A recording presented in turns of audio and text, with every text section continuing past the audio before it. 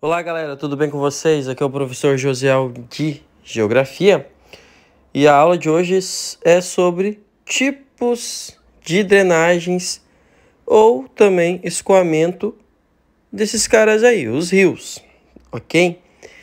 Quando a gente pensa em drenagem, a gente está basicamente falando do escoamento desses rios. Para onde vai essa água?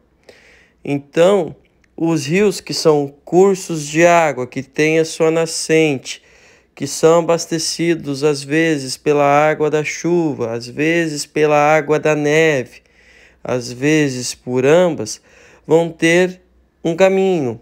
Esse caminho eles vão encontrar diferentes tipos de relevo, vão ter alguns declives, vão ter quedas d'água, em outros momentos terão correntezas mais fortes, outras mais fracas, mas todo rio acaba tendo um destino final, ele chega ao seu fim. A gente geralmente dá o nome disso de foz.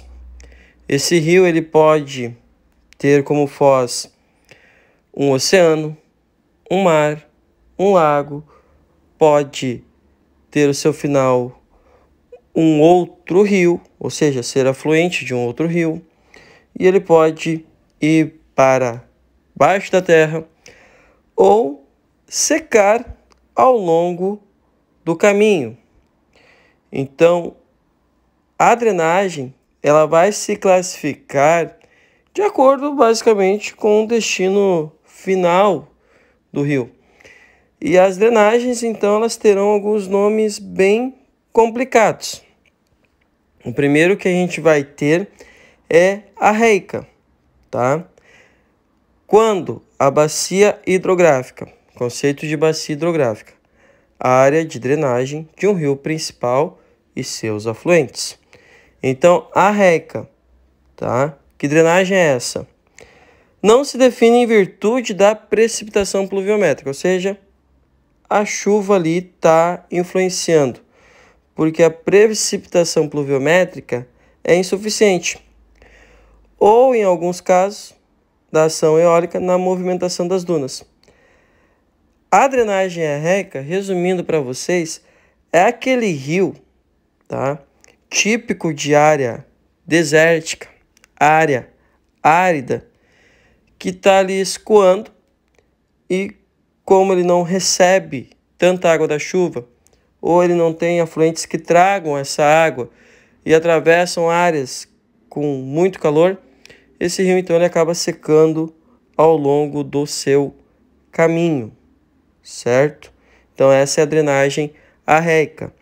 Depois vocês têm a drenagem criptorreica, que é quando a drenagem ela é subterrânea, própria de relevo kárstico, relevo rico em calcário, tá? Ou seja, o rio está ali, ele segue o seu fluxo e, devido ao desgaste do relevo, acaba então tendo um desgaste no subsolo e esse rio acaba entrando, por exemplo, para dentro de uma caverna subterrânea, enfim. Depois a gente vai ter a drenagem endorreica. Então, o que acontece? É quando o escoamento não atinge o mar e as águas acabam desembocando em lagos ou até mesmo em rios. Só que essa água basicamente ela não chega no oceano. Então a gente tem a drenagem endorreica, ok? Depois vocês vão ter a drenagem exorreica, que é o tipo de drenagem mais comum do Brasil, que é quando basicamente as águas dos rios de alguma forma chegam diretamente no mar, ok? A gente pode ter algumas interpretações assim para classificar a drenagem de um rio. Quando a gente pensa no exorreica, a gente pode ter aquelas águas daquele rio, se eu especificar o rio, tá? Especificando ele, que ele vai diretamente para o oceano, tá? E a gente pode ter até aquele rio que chega no oceano, só que de forma mais indireta, vamos dizer assim. É muito comum aqui no Rio Grande do Sul. Quando é que isso acontece? Pois bem, esse rio, tá? Todo rio ele tem a sua bacia hidrográfica. Então, o afluente desse rio acaba levando águas até ele. E esse rio, então, pode desembocar num rio maior que ele, um rio mais poderoso. E daí sim, esse rio poderoso chega até o mar ou até o oceano. Daí ele tem uma drenagem exorreica. Se a gente for especificar, se a gente analisar bem criteriosamente, nós teremos a bacia hidrográfica do Rio dos Sinos, com seus afluentes, ou seja, córregos menores, arroios, outros rios que desaguam nele.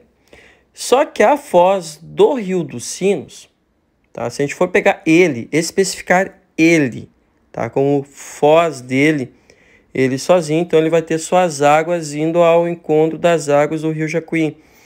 Então ele, propriamente dito, de forma direta, quando a gente vai para essa parte direta, ele teria uma drenagem endorreica. Agora, quando a gente pega o macro e a gente pensa da seguinte forma: as águas do Rio dos Sinos têm como a sua foz o encontro com o Rio Jacuí. O Rio Jacuí leva suas águas ao Lago Guaíba. E o Lago Guaíba acaba levando, então, as suas águas até a Laguna dos Patos, que tem esse nome porque existe uma ligação entre a Laguna dos Patos e o Oceano Atlântico. Então, se a gente for falar das bacias hidrográficas costeiras aqui do Rio Grande do Sul, tá? A gente foca que tem, então, uma drenagem exorreica, porque a água está indo para o oceano. Então, o Rio dos Sinos, de forma indireta, acaba tendo suas águas com destino final, vamos dizer assim, no Oceano Atlântico. Mas, se a gente focar apenas na bacia do Rio dos Sinos, como o seu final, a sua foz é o Jacuí e posteriormente um lago, que é o Guaíba, a gente foca apenas em endorreica, mas sabendo que as águas acabam chegando ao Oceano Atlântico pela ligação entre a Laguna dos Patos e o mesmo, a gente vê que essa grande bacia costeira do Rio Grande do Sul acaba tendo uma drenagem exorreica, ok?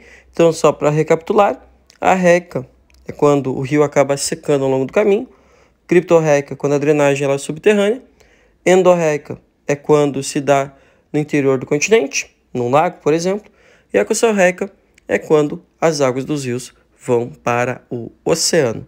Certo, galera? Um abração, curte aí e compartilhe até a próxima aula.